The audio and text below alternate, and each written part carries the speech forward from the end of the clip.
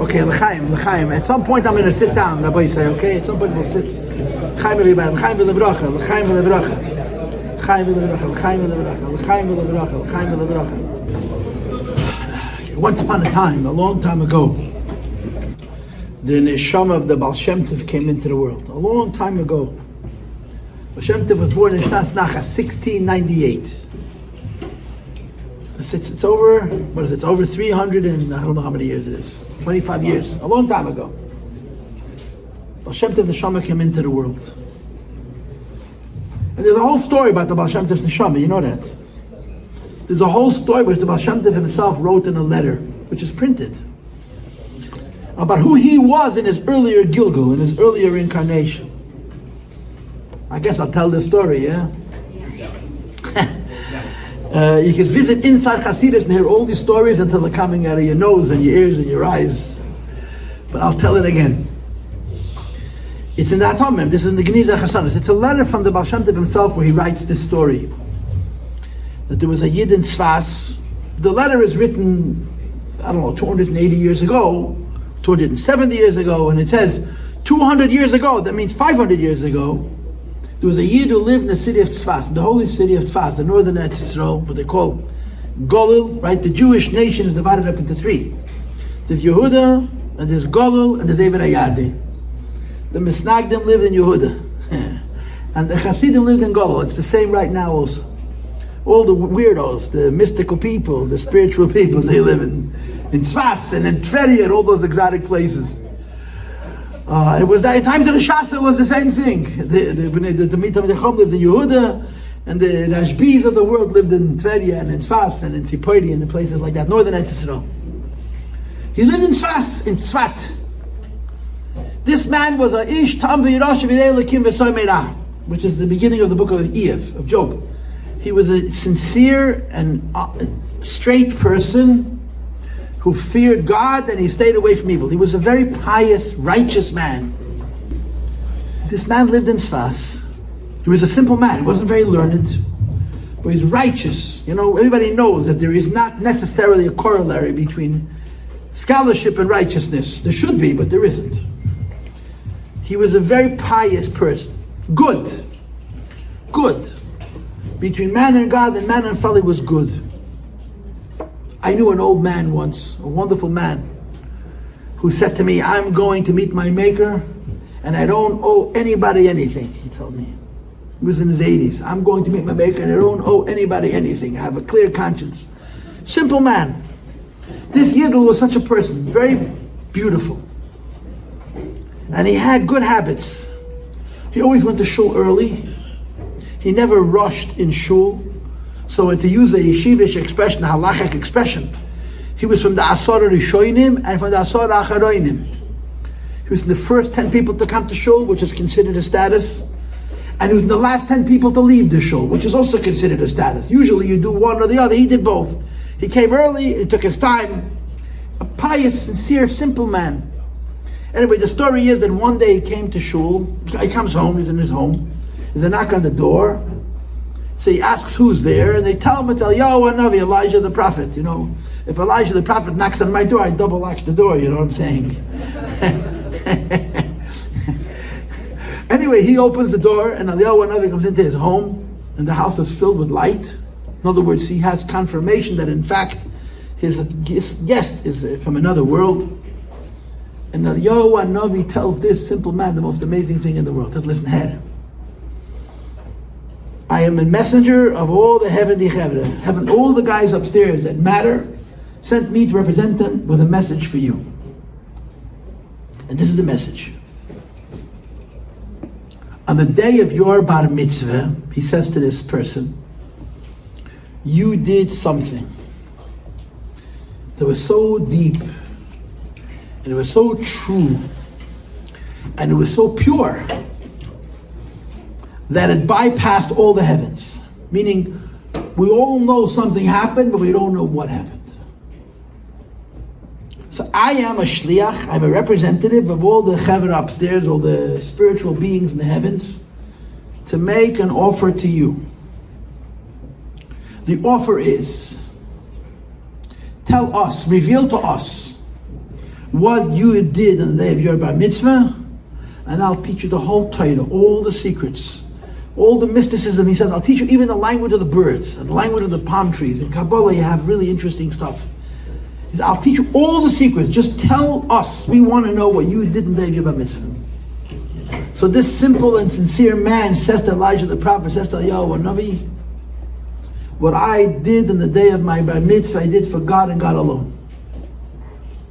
And if it means that it's going to cost me the opportunity to learn the whole Torah and all the whole secrets of the Torah, so be it. I'm not going to tell you. I did something for Hashem, it's between me and God, and that's it. And if it means that you're not going to teach me, so don't teach me, I'm not going to tell you. And now Navi left.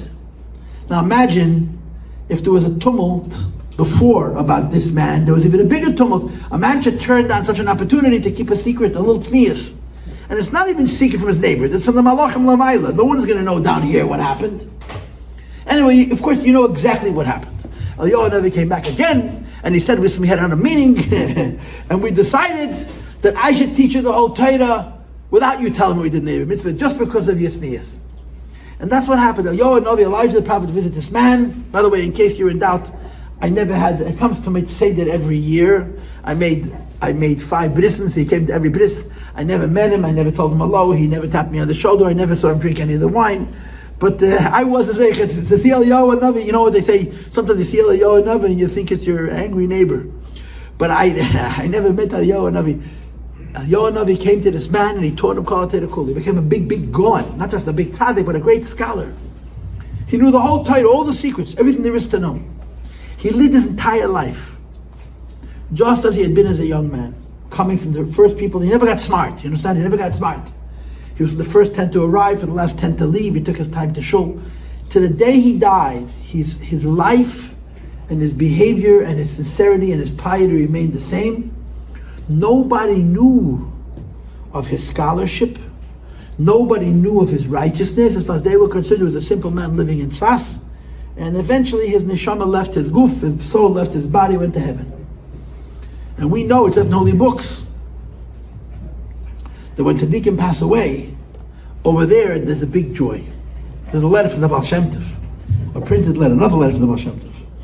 The famous letter about asking Mashiach, when is Mashiach going to come? In that letter it says, I took a trip into the heavens, and they were very happy to see me. The Baal Shem Tov writes this. And I was thinking that maybe this means that I'm going to pass away. They were so happy to see me, so I thought that maybe it means that I'm going to pass away and I'm going to stay here. So I asked, are you happy because I'm coming up to stay here? They said, no, you're going back down. We're happy for another reason. Anyway, this man comes to heaven, his neshama comes to heaven, and there's a huge celebration. All the holy souls come to greet this new soul that's come up from the most dangerous journey a soul could possibly undertake. And he's brought into the heavenly court with great pomp and circumstance and celebration. And it's very one-sided. No one has a bad word to say about this person. All the angels who are coming are saying wonderful things. And the Bezdin Shammai is bored. They're falling asleep. There's no drama. There's no intrigue. Everything is good. So when all of the positive reports are finished, the Bezdin Shammai asks, does anybody have a bad word to say about this person? Does anybody have a bad word to say about this man? It's quiet. A little tiny angel creeps in under the door, a little black angel, a little tiny guy like Tantan. You know Tantan from the little book? Very good. You've just dated yourself. I've dated myself, you've dated yourself, Samachai. And he says, I have a complaint. This little tiny angel with a big fat voice. What's your complaint? Can you explain to me how a man could live in this earth for 60 or 70 years and know the whole Torah, and not one person ever gained anything from all of that knowledge?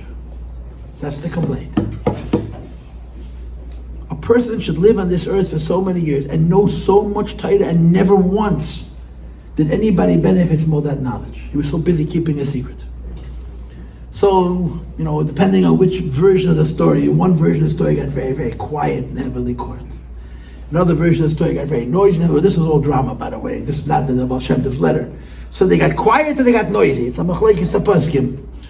The bottom line is the Bezdin Shalmaila said it's a good complaint. But on the other hand, the guy was a big tzaddik and he was so humble and he was so tzniistic and all the rest. So the Bezdin Shalmaila gave an interesting psak, an interesting verdict. The verdict was that he has to come back down.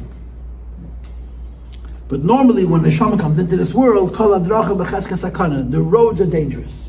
Right? That's what he says in Bab Binyamin. The roads are, stay off the road. You don't want trouble, stay off the road. To journey into this world may have advantage, may have reward, but there could also be chas v'shalom, the opposite of reward.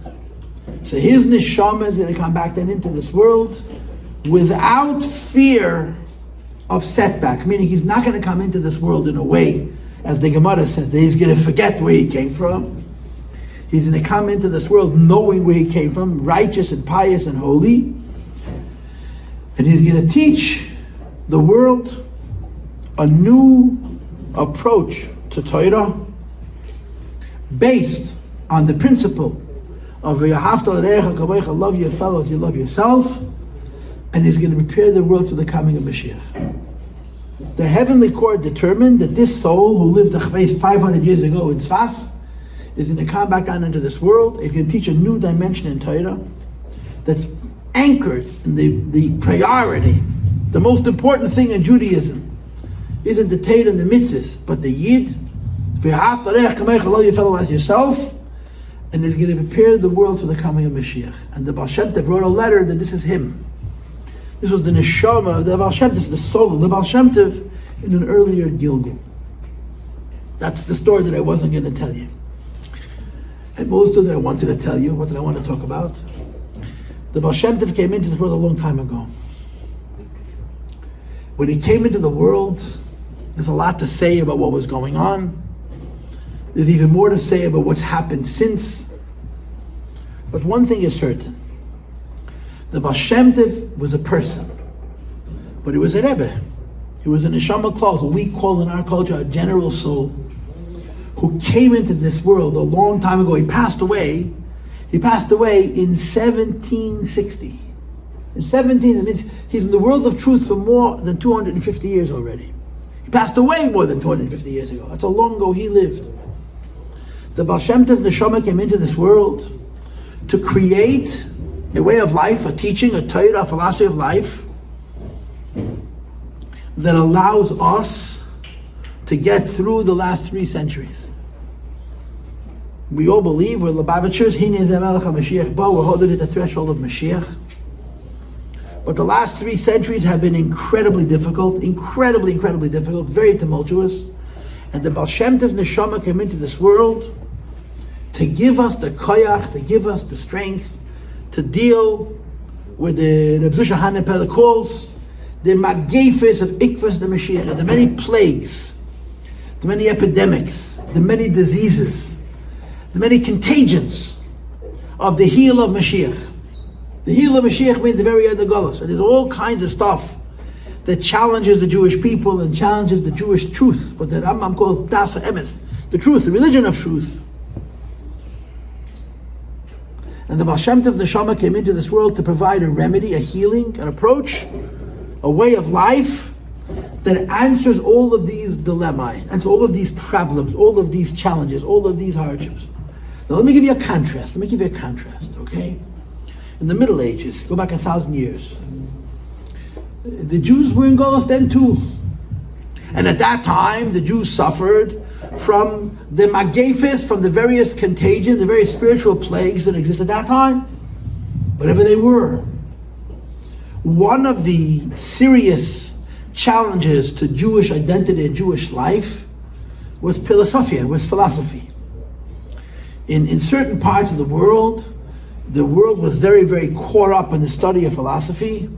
And if the world was caught up with the study of philosophy, the Jewish people was caught up in the study of philosophy. When you study philosophy, how do they say it in America? And you get confused. You get uncertain. You have doubt. You have questions. You become smart. There's the Ralbag. Have you heard of the Ralbag? Levi ben Gershom. The Ralbag is a great philosopher, a great thinker. He's considered so controversial that some communities of Jews do not study his works. Our Rebbes put his works into Maimonides Chassidus, which means our Rebbe's believed that Ralbag's works were written with Ruach HaKodesh, with divine inspiration.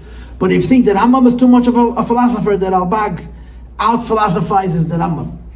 That Ralbag writes, Ralbag asks the question, why are there so many heretics? Why are there so many smart people who lose their faith? And then Ralbag says, because there's too many people that aren't smart enough. You see? There's dumb people, they don't have any trouble, right? There's really, really, really smart people. They figure it out. But then there's people who are smart, pretty smart, maybe very smart. Smart is a relative thing, and they get stuck. They're smart enough to understand the questions, but they're not smart enough to understand the answers, you understand? They're smart enough to understand the questions, but they're not honest and smart enough to appreciate the nuance that resolves the questions. So if you lived 1,000 years ago, when you lived in Spain, or in the Netherlands, or in other places like that, or in Egypt, in Asia Minor, and you were smart, and you studied philosophy, so you were so smart to be not sure, you understand? Not sure, maybe agnostic, the smartest people in the world are not sure about anything, which is pretty pathetic if you think about it. I was thinking about this recently, Mrs. Lazarov. The thing about the Rebbe is, he was always so sure, huh? You asked him a question, to see your reaction. You asked him a question, you got an answer right away. In Yechidus, you asked him right away, and it was so crisp, and it was so clear, and he was so certain. I've heard many people say this. You go, you ask him any question, he doesn't think about it, boom, the answer's right there, and he's so sure. Smart people, you ever talk to smart people? Well, we don't have it figured, we're working on it, the really smartest, try to get a straight answer out of a smart person. Really, really smart people who really know stuff. People who are professionals in any field. Speak to an expert in physics about physics. Speak to him about biology, he's as clear as me and you. But his field, well, you don't understand. It's complicated, we're working on it, we're doing research. Like, you want a black and white answer because you're a pseudo-intellectual. You want to be able to sound smart. So for you, it's all easy. And you come to this really, really smart guy who really, really knows stuff. Can't get a straight answer. Why? How do you say it in Russian? It's complicated. It's complicated, yeah? Really, really smart people are complicated. The Rebbe was smarter than the really, really smart people. Why? He had it figured out. So that Ralbag writes, you know why there's so many heretics? There's too many people who are complicated. They're smart, but not smart enough. It's so brilliant. It's such a wonderful insight. It's so real. It's so true. So what was the Eibishter's answer? What was the solution? Rambam. The answer to philosophy was philosophy. The last few hundred years, you could make a good argument, I think a very good argument, that in all the history of the Jewish people, it's never been harder.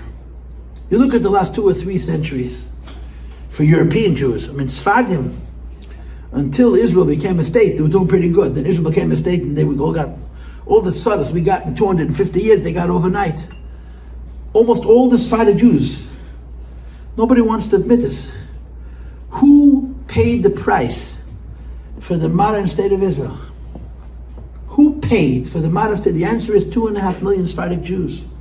2.5 million Sephardic Jews or more who lived in Morocco and Tunisia and Algeria and Libya and Egypt, and Jordan and Syria and Lebanon and Turkey and Iraq and Iran and Afghanistan. There were hundreds of thousands of Jews in these countries in a very short time.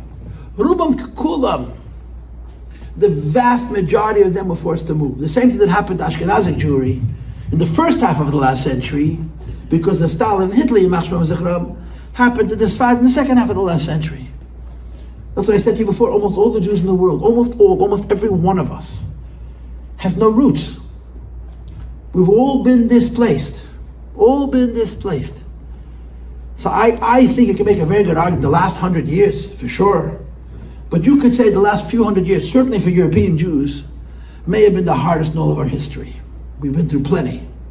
Between the pogroms and the blood libels and the crusades, we've been through plenty.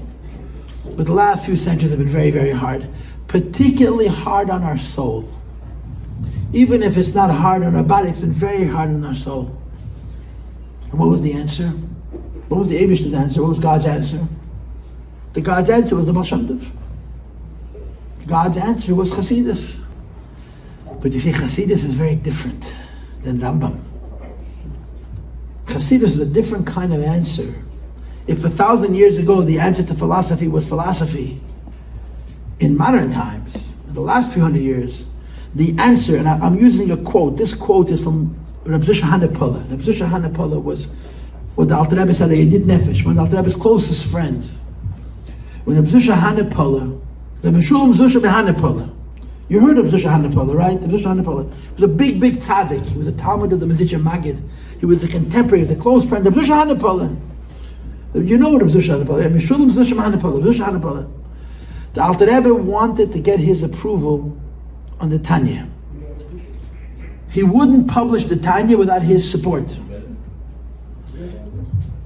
And he sent him a copy of the Tanya, a manuscript, which the Hachnah looked through. In the same city where he lived was another Yid, whose name was Yehuda Leib HaKohen, the Leib Kohen, who was also a very close friend of the Alter Rebbe's. And the Rebbe sent him also a copy of the Tanya, a manuscript copy of the Tanya, and he said, I'm not publishing without your support. And both of them wrote beautiful letters supporting the Tanya, and they're printed in the first page of the Tanya. The Chitas of Yitas Kislev is the Haskama from Shloshim Hanapam Leib Kohen. So the way the story is told is that both of them were given the copy on the same night. A shliach came from Alter Rebbe in the summer of Tovkuf Lendvav, that was 1796, with two copies of manuscript Tanya. One was sent to the Zusha, one was sent to the Leib Kohen. They should look it over and say what they think. Both of them sat down to read it, and they got so excited, each one wanted to run and share it with his friend. So Zusha runs out of his house to run across town to meet the Leib Kohen.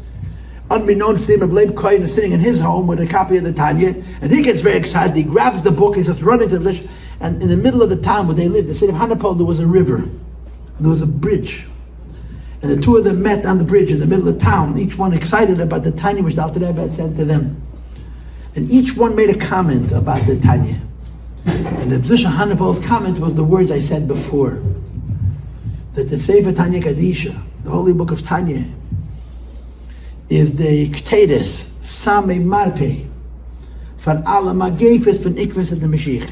In English it means, Ktedes means the incense, which is the potion of healing for all the diseases of the heel of Mashiach. That's an English translation. The Ktedes, Same Marpe, van alle Magefes van Ikves and the Mashiach. The Ktedes means the incense, which is the potion of healing for all the diseases of the heel of Mashiach, the Tanya Chassidus. Chassidus is the Samei Marpe, it's the answer to all of the Magefas, the disease, the vikfas of the Mashiach. And what's Chassidus? What's the Baal Shem Tov? Now, by the way, I hope everybody understands that I never met the Baal Shem Tov. I have to be very careful how I say it, right? Baal Shem Tov may not be such a nice guy, yeah? Like the Lubavitcher Rebbe. My Baal Shem Tov is the Rebbe. I'm not talking about the Baal Shem Tov. I'm talking about the Baal Shem Tov that we knew. You know, the Rebbe, when the previous Rebbe was still alive, the Rebbe once said to a very prominent rabbi, you should know the Baal Shem Tov is alive, and he lives in New York, and his address is 770 Eastern Parkway on the second floor. How come you don't bring your Balabatim to the Baal Shem Tov? The Rebbe, our Rebbe, told this to a great rabbi in New York in 1949, you should know the Baal Shem Tov is alive, and he lives in New York. And his address is 770 Eastern Parkway on the second floor. What was the answer? What is Chassidus? This is very important.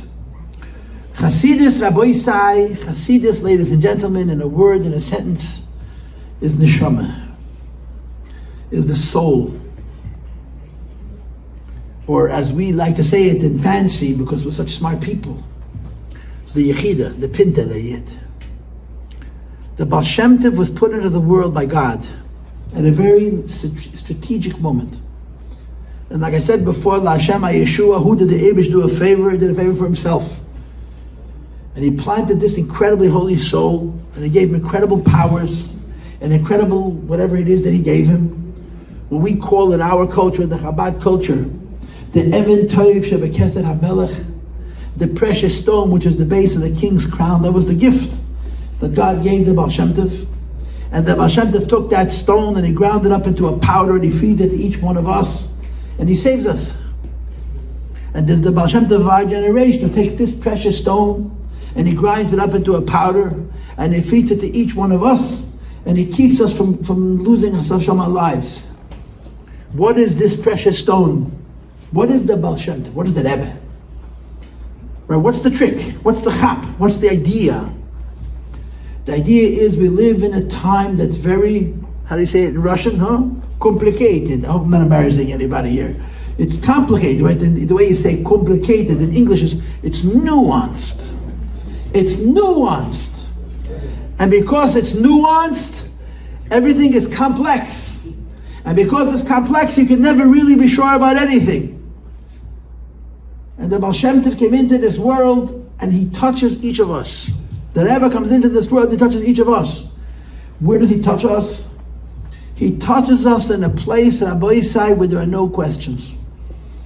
A long time ago I learned that the definition of a chassid is not somebody who has his questions answered. The definition of a chassid is someone who has no questions in the first place. And you should know that some of the smartest people in the world were Chassidim. Some of the smartest people, Adin Steinsaltz, Adin Evan Yisrael. Anybody idea how smart that guy was? I remember as a kid, as a child, in the 1970s, I was before Bar Mitzvah. Newsweek did a whole expose. We didn't get Newsweek, it wasn't kosher enough in our house. The whole expose on Steinsaltz, and they wrote in that article, a mind like his comes into the world once in 1,000 years. He didn't grow up frum. His parents were not religious. He was raised secular. He was a chassid. You know that? He wrote on his tombstone, when he died, he wrote that on his matzeva they should write one thing and one thing only. That he was a chassid of the Rebbe. Do you know that? And it's true. He wrote in his will that on his tombstone, and the man wrote, listen to this, 256 books. 256 books. You know, there was a Yid who lived 83 years and he made 83 svarim. A big makubal. Bitte geheißen, the names. Adin Steinsaltz didn't live 83 years. He wrote 256 svarim. And the only thing written on his matzeva was the chassid of the Rebbe's. He was an incredibly smart man. We have no idea what means a great brain. He had no problems with God. You think he didn't have questions? The questions were not questions. That was the Baal Shem Tov. The Baal Shem Tov, the Rebbe, that's our Baal Shem Tov. It's one thing, the Rebbe is Chassidus, the Baal Shem Tov is Chassidus, the Rebbe is Chassidus. Listen, let's remember, we're here tonight, on Thursday night, Ches Nissan, to celebrate, Nissan, right? I can't be here Sunday, so I'm here Thursday. That was the arrangement. Not the Chas v'Shalom that Nissan you shouldn't Farbrengen. This is just a preparation for the Farbrengen. I'm sure that in Houston there'll be an incredible Farbrengen auf Nissan, or Metzach Valgen and the Gassen, like the Rebbe said, there'll be Chodram, the real tumult. But this is a Farbrengen for auf Nissan. Farbrengen about the Rebbe. And like I said to you before, I really believe this. Any time we Farbrengen about the Rebbe, we're Farbrengen about ourselves, because that was his whole business. His whole business was us. And the Rebbe, what did he want? He wanted to make God simple. He didn't want us to find answers to questions. He wanted us not to have questions in the first place. And it's not like there are no answers. It's not like there are no answers. The Rebbe was a very smart man. And he worked it all out. He had it all figured out. But see, one of the things that I think we miss, really, one of the things that we miss, us smart people, everybody today is smart. Honestly, everybody's smart. All you need to have is a phone, right? What do we call our phone? Smart. You want to know anything in the world, you go to Rebbe Google, Harav Google Shlita, you type in, you just know how to ask the question. Sometimes you're not even smart enough to ask the question correctly. But if you know how to ask a question, there's all the information in the world on our fingertips. Huh? Any day. Today, children have access to more data than kings and queens did. Mamish. It's unreal how much information is at our disposal. We're all very, very smart. But we've learned something about being smart. You Google something, right? So a bunch of pages come up. So which page is the best? Mistama the first. So you click it, you get a whole Megillah, you like it, okay, let me look at the second page. Click it, you get the exact opposite results. Yeah? Wait, I'm like it. So you click to the third page, you have a third opinion. We've all figured out that information isn't useful unless you know how to sieve it, unless you know how to filter it, unless you know how to say data, is it true, is it false, is it relevant, is it irrelevant? You could be so smart and so unbelievably confused. We know it. We know this because we've experienced it in our lives. You're looking for information on any subject, and you make the mistake of going to Google. See, in 15 minutes, you have 4 different versions of the same truth that are completely incompatible, and you're confused. So we have access to knowledge that's unprecedented. It's amazing. The miracle of the modern world is really unbelievable. We don't appreciate how extraordinary our lives are and how much has changed during our lifetime. Pashik Pshuta. Access to knowledge and information is not to be believed. How easy it is to know anything you want. Here's the bottom line. People are still people. People are still people. Smart, not smart. Informed, not informed. None of that matters. You know what matters? Midas Tevis. Forgive me for bringing up a very sore subject. You know what matters? Being nice to your wife matters. That's what matters. How much you know and how smart you are, who cares? Not forgetting your children, that matters. The only things that are really, really important are the kinds of things that all the technology in the world will never, ever change. Fundamentally, a person is still a person. What's a person? He's created in the image of God, in the Tselem Elokim, in the image of God. And it's his role, it's his job, it's her job, it's our job to make ourselves look like God, literally. And it's never been easy. It isn't easy now, and it never will be. It's always hard. All the distractions, all of the access that makes our lives materially and even intellectually easier and richer doesn't change the basic truth. The basic truth of a people, and we have to act like human beings and not like animals. The Baal Shem Tov came along, the Rebbe comes along, what's his inyan? What's his business? His business is not to be distracted by all of this stuff. His business is that each one of us should find the soul inside of ourselves and be Jewish based on the neshama. Which means, in other words, to find inside of ourselves a place where God is so real and Torah is so true and my life is so important, what I do matters so much that nothing in the world can bring me to question what I must do. I'll tell you a mice. I'll tell you a story. I've told the story a number of times already, and the story has a story to it. Tell me a mice. It's the summer in Crown Heights. Summer in Crown Heights is half empty. Not a lot of people. I'm not one of those people who likes to go away because I don't know exactly what I'm trying to find in the mountains, except mosquitoes. But I'm walking up Kingston Avenue to 770 to give my class, and there's a man riding his bike, a man with a very loud voice. And when he talks to you, the whole street knows. So you don't want to meet him in the street because when he talks to you, the whole world is going to know that he's talking to you and he can embarrass you and you're stuck. I'm walking up Kingston, he's on his bike, and he's talking to me very loud. I can't get away from him. Why? Because he's moving on a bike. He's moving faster than me. And I'm walking up Kingston, he's telling me a story that happened to his son. What's the story? His son was a shliach, or is a shliach, someplace in Northern California. True story, by the way, true story. And part of what he does as a shliach is he's a chaplain for soldiers, for the United States Army. I don't know if you know the business, right? You could be a chaplain in a hospital, you could be a chaplain in a prison, those are nice, right? But a chaplain to the United States Army, that's a job. He was a chaplain in the United States Army in Northern California. Anyway, he went to meet a general, a major general in the United States Army in Northern California to discuss business. He comes to the army base, and the person he meets is African American. He's black. He's African. He's a major general, United States Army. The story happened in the last 10 years. It's a true story. It's a recent story. And he meets this man, a major general in the United States Army. The guy is brilliant. He's very smart. To be a general in peacetime in the United States Army, you have to be really, really bright. And they're talking business based off the work that a chaplain has to do, and you can't just worry about the Jewish service, but it's worry about everybody, whatever they do. I don't know what their business is. I'm not a chaplain in the United States Army. And as they're talking, this African-American major general of the United States Army makes the biggest mistake of his life.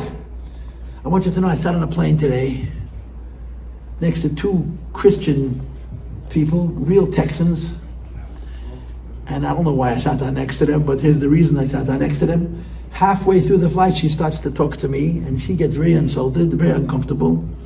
And she's asking me, how come we don't believe in you know who? End of the story is, her mother's a Jew.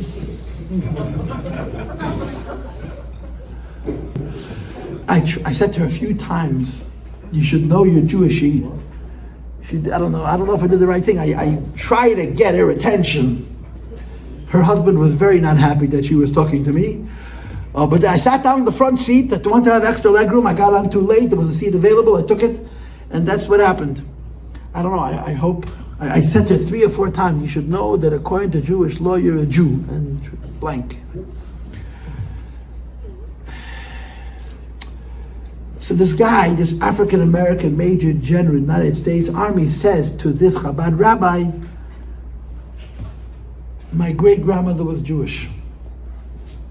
My great-grandmother was Jewish. So he asks her, how? Well, my mother's mother was a Jew. Never, what a mistake. My mother's means he's Jewish. So he tells him, you should know that according to Jewish law, you're 100% Jewish. Oh, he had no idea. So then the Chabad rabbi says to him, listen, now that you know you're a Jew, you have to do something Jewish. What would you like me to do? You have to put on tefillin. What's tefillin? He explained the whole thing. No, that's too invasive. In the army, their shirts are very neatly pressed. He can't take off his shirt. He's going to wrinkle his shirt and wrinkle his jacket. His wife, who's African American and not Jewish, says the rabbi says to put the tefillin on. He puts on the tefillin. So the major general of the States Army acquiesces to his wife. He takes off his jacket and he rolls up his sleeve and he puts on tefillin and makes a bracha. I heard this story from the father of the shliach. Okay, the guy walking up Kingston Avenue screaming at me was the father of the shliach. The guy makes a bracha. He starts saying Shema Yisrael, and he breaks out into uncontrollable sobs. He falls apart. And he realizes how crazy this is. He realized how ridiculous it is. He's I don't know what he is. He's Episcopalian. He's a Protestant. He's not a Jew. He's putting on film to make his wife happy. So he gets really angry at this rabbi. He says, "Why am I crying? In other words, what did you put in my water? Why am I crying? Why am I crying? What am I saying?" He was really upset. What's the tenets? How do you explain a story like that? So the rabbi said to him, this he didn't say, but this is just the cynical me saying, don't worry, next time you do it, it's not going to happen. This is a moment of truth. The neshama was ignited. Explain it. So he told me this story, this young man. The following, it is Kislev, 2 months later, I was in New Haven. It was a room full of people.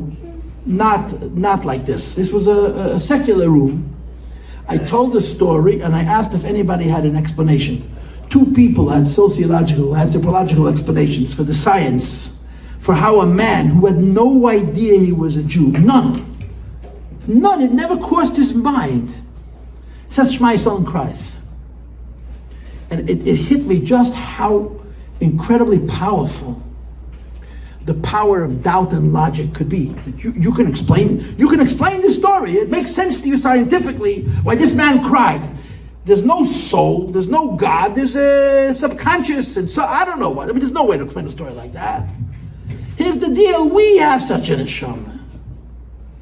We have such a soul. Moments like this you get once in a lifetime.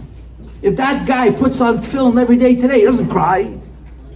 But this moment, as you say in the morning, Magala Lakal Kuli, it tells us the truth of who we are. The Baal Shem Tov was all about this. The Rebbe is all about this. The Rebbe lives in the modern world.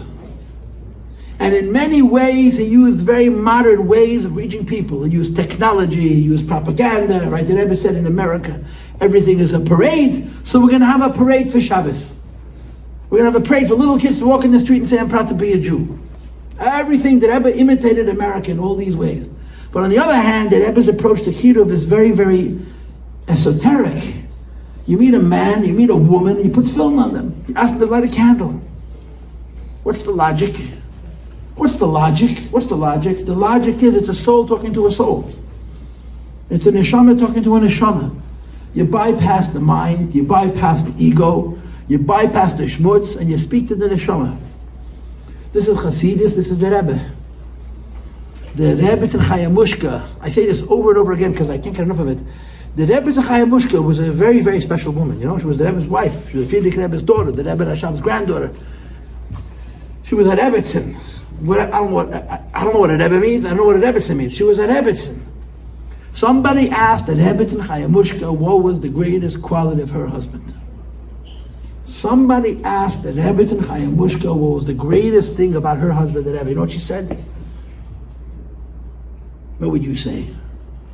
His intelligence, his pragmatism, his love of people. The Rebbetzin said the greatest thing about my husband is his faith. It is emunah. Geula Cohen was an Israeli politician. And she said, you talk to the Rebbe about medicine, he sounds like a doctor. You talk to the Rebbe about science, he sounds like a scientist. Now hold your nose, okay? You talk to the Rebbe about politics, he sounds like a politician. You talk to the Rebbe about God, he sounds like a child. You talk to the Rebbe about the Eibishter, like a little kid, like a child. And she says in that same little piece, in my life I've met great people. Great people impress you. But the Rebbe is a believer, she said. And believers change you. They don't impress, they make you, wow, this is a great man. They change you. The Rebbe is Eibishter. The Rebbe is God. And he was smarter than will ever be in 1,000 lifetimes. Was so simple and so real that the Rebbe wants and gives to each one of us that simple Hashem. The little kids come home from Cheder for the Seder and they're so excited, and it's so simple and it's so real that we're in Mitzrayim and Paret was a bad guy and frogs climbed all over his bed and on his nose and on his toes like they sing the songs. Yeah, the children come home with such a reality. And we sit by the Seder, we're too smart for these songs. We're too grown up. The Rebbe wasn't too grown up for these songs. Because the Eibishter that the Rebbe has, and the Eibishter that the Rebbe gives us, it's not simplistic, but it's simple. It's simple, it's plain, it's pashut. This is the Rebbe, this is Chassidus. The Rebbe's touch souls, you know. Rebbe's touch souls. The Rebbe's business is not the mind of the Jewish people, it's not the heart of the Jewish people, it's not the senses of the Jewish people, although he contributes extraordinarily to all of those. A Rebbe's business is neshamas. A Rebbe's business is souls. The Rebbe's relationship with each one of us was a neshama relationship. You know, you go to the oil, right? You come to 770, or you came to 770 40 years ago, 35 years ago, whatever it was. And you order a pan, a pidyon nefesh. What's a pan? What's a pidyon nefesh? It's a piece of paper. There's a Megillah on that piece of paper. It's all irrelevant. It's all noise. The only thing that matters in a pidyon nefesh is your name and your mother's name. Shmoi v'shem ima. I have a friend from South Africa. I was in South Africa 3 times. The last time I was in South Africa was more than a decade ago. When I say hello to him in the street today, he looks at me, Shmoi v'shem ima. This is our joke. When you write to the Rebbe, the only thing that really matters, a pan, a letter is different, is your name and your mother's name. Why? Because a person's name and his Hebrew name and his Hebrew mother's name, this is his soul. It's all the boss needs. A Rebbe, a tzaddik. This is not a tzaddik, this is a Rebbe. It's a Nasi b'Yisrael, it's a neshama klolis. His business is neshamas. His business is souls. I have a friend in Crown Heights, a friend. She's a former student and now she's, I can't, you're not allowed to call a woman a friend. She's my wife's friend, okay? She learned by me 30 years ago, Hachnah. She's a very special woman. So she tells me a very amazing thing. She went to Berkeley, to University in Berkeley. I don't know what's the State University, Berkeley. Berkeley is a Michigan place in a lot of ways. It was Michigan then, it's more Michigan now. So when she was in Berkeley, this is going back to the 80s, there wasn't even a Hillel house, Herst. In other words, Berkeley was considered such a secular college that Hillel didn't even invest in building a house. All they had was a bayit. In some universities, where there's not a large contingent of Jewish students, or in a school where the Jewish students that come are not interested in anything Jewish, so they don't spend money on a Hillel rabbi and face Friday night dinners. It's a waste of money. A bayit basically means a home for Jewish kids, boys and girls. It's a house. I know of other universities that they don't have a Hillel. Never, Chabad is everywhere, but the Hillel, they have a bayit. So in those days, in the university in Berkeley, I don't know what school it is. It's a state university. There was no Hillel house, just a bayit. And the shliach shows up, Rabbi Ferris. Anyway, he went around looking for Jewish students, offering them free food. Listen, college kids like free food, especially if it's hot and fresh and homemade, because that's what they eat. It's a great attraction. In Berkeley, they were not interested in chicken soup, which is unheard of. Free chicken soup? They were not interested in showing up for a free meal. She says he had such a hard time, the poor guy. Every week he went around looking for Jewish students, but nobody came to his house. She says years passed. She went off to Israel. She became frum. She eventually became a Lubavitcher. And one day, something amazing hit her. She thinks back to her time in university in Berkeley, and she realizes that all of the Jewish students, all, boys and girls, who studied at Berkeley when she was there, who frequented this bayit, there was absolutely nothing Jewish about this bayit, except that it had a Hebrew name, bayit, and attracted Jewish students. That's it. There was no Hanukkah candles, there was no matzah. It was the Jewish kids together. Every single one of the boys and girls who frequented this bayit is frum, every one. So she lives in Bakersfield, not far away, wherever she lives. No, not in Bakersfield. She lives in a place in the middle of the state. The next time she goes home and she sees Rabbi Ferris, she says, "Tell me, did you write our names into the Rebbe?"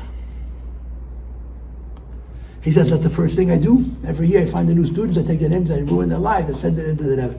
You imagine, every student, every one, she wrote their names into the Rebbe, and it took years. Now, I'm not going to say that this, I don't want to say this. Yeah, let's get to the point. This is the koyach of the Rebbe. The koyach of the Rebbe is neshama. He touches the soul, the neshama of us, of each person. And this is the magic of Chassidus. It's the magic. Chassidus is magic. Magic is a childish word, but there isn't a better word. Chassidus effectiveness, what makes Chassidus work, you cannot explain. You cannot explain. Just like an African American man puts on film and he starts to cry, and he realizes himself how ridiculous it is, and he's angry. Why am I crying? That truth every Jew has. That truth that ever touches. That truth that ever stirs. That truth that ever awakens. And that truth, it's our job to find these neshamas that the Rebbe stirred and to feed them. You understand? The Rebbe wakes up the soul, then you have to sustain it. You have to feed that soul. You have to help that soul make that inspirational, that spark of inspiration into a way of life. And as we Farbrengen here, to us here, Akila Vanash, for Yud Aleph Nissan, this applies to us. I remember I had a student many years ago, very bright guy, good guy, very well intentioned, but very cynical. And it wasn't just what questions he was asking, it was his tone, you know? You come to the Seder, you have a Chacham and a Rosh. Both of them say, what did God tell you to do? But there's a difference. The Chacham says, I want to understand. And the Rosh says, prove it. The Chacham says, Mo'edes v'achukim v'mishpata v'shatziv Hashem Elokeinu eschem. You got the mitzvahs, I didn't. But I know that God is true. Teach me. And the Rosh says, what are you doing? The Rosh's question is not, what does this mean? The Rosh's question is, this is nonsense unless you can explain. His question is cynical. The Chacham asks a smart question, a critical question, a precise question. And the Rosh asks a cynical question. Prove it. Convince me. If you'll convince me, I'll believe you. But until you convince me, forget about it. I'm too smart for this. Cynicism is not a form of wisdom. It's pseudo-wisdom. I was at a Shabbaton a while back, and some guy used a Greek word. I forgot what the word is. Going back to the times of the Greek, they were what they called Oiber Chacham. You know, people who are not really smart, but they know how to put doubt into your smarts. He used a very fancy word in English. Sophists. A sophist, right, good. We got smart people in Texas. Right? A sophist. Sophist is also the word sophisticated, you understand? People who, it's very easy to ask questions to create doubt. But that's not how smart people ask questions. Smart people ask questions in a context. And when you ask a question in a context, to use a Talmudic expression, a smart person's question is already half the answer. It's contextual. It's not prove it. It's I want to understand. So this student of mine was asking cynical questions. And I knew him for a long time. And I called him out. I said, why, what's this? Why are you asking such, you know, I have no issue with your asking questions, but I have an issue with your tone. So he didn't understand what I was saying, and we argued back and forth. And he said, I don't understand it to me. I don't understand. We're Chabadniks. Chabadniks are supposed to be intellectuals. Chabad, Chochma bin Adas, supposed to be smart. So Rabbi said, you should know Chabad is not philosophy. Chabad is Chassidus. You know the difference between philosophy and Chassidus? You learn 1,000 Maimonim of Chassidus. Learn 1,000 Maimonim of Chassidus, any 1,000 you want. You will not find proof for anything. In Chassidus, there's no proof that there's a God. There's no proof that Torah is true. There's no proof that Torah Shema is true. There's no proof that Mashiach is going to come. There's no proof that Chias HaBeis is going to happen. There's proof for nothing. There's explanations, but not proofs. Because the intellect of Chabad, the intellect of Chassidus Chabad, Chochma Bina V'das, is speaking to a person with a healthy faith. Chabad Chassidus is not coming to create faith. Chabad Chassidus is assuming that we have emunah like children, and Chabad Chassidus is coming along, and to fortify that childlike faith, we need knowledge. In other words, the philosophy of Chassidus Chabad is not meant to be the basis for faith. The basis for faith is the soul. The basis for faith is the child inside each one of us.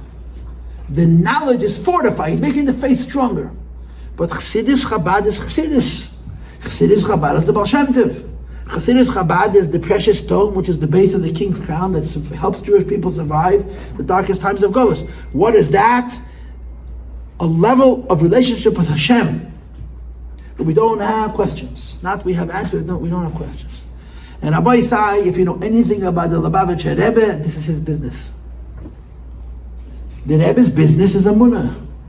The Rebbe's business, our Rebbe's business, is to help us have a relationship with the Eibishter that's simple, that's uncomplicated.